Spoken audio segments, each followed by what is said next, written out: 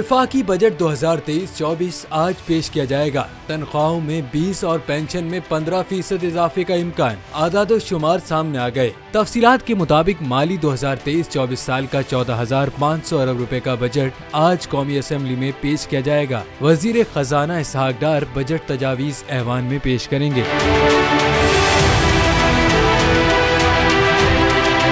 आइंदा माली साल के बजट में 700 अरब खसारे का तखमीना लगाया गया है। विफाकी तरक्याती बजट का हुजूम 1150 अरब रुपए रखे जाने का इम्कान है, जो रवां साल के मुकाबले में 31% ज्यादा होगा। 7,300 अरब सूद और कर्जों की अदायगी पर खर्च होंगे। दिफा के लिए 1,800 अरब मुख्तस किए गए हैं। महंगाई का तखमीना 21% रखा गया है, जबकि शरह नमो 3.5% रहने का इम्कान है।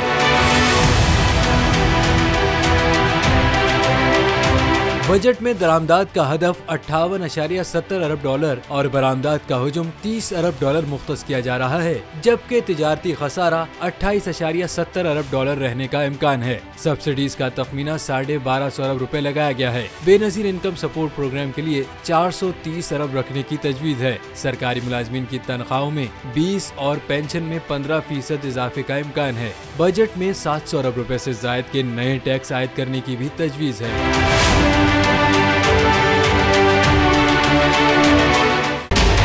बजट 2023 वादों से इरादों तक का सफर और इससे जुड़ी अवाम की नई उम्मीदें। सरकारी मुलाजिम, मजदूर या हो कारोबारी, टिकटिकी बांधे सबकी नजर है इस साल के बजट पर। क्या हो पाएगी बचत? मिलेगा रिलीफ? जानिए बजट ट्रांसमिशन में, सिर्फ बोल पे। अदलो इंसाफ की बात सब करते हैं, पर हकीकत में सच के साथ निडर होके खड़े रहने की जरूरत नजर नहीं आती। बोल ने तश्कील दी 10 कोर्ट रिपोर्टर्स की टीम, जो केस की बेस तक जा पहुंचे।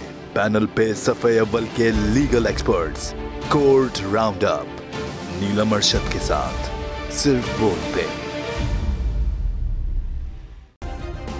सब्सक्राइब करें और बेल दबाएं ताकि कोई खबर रह न जाए।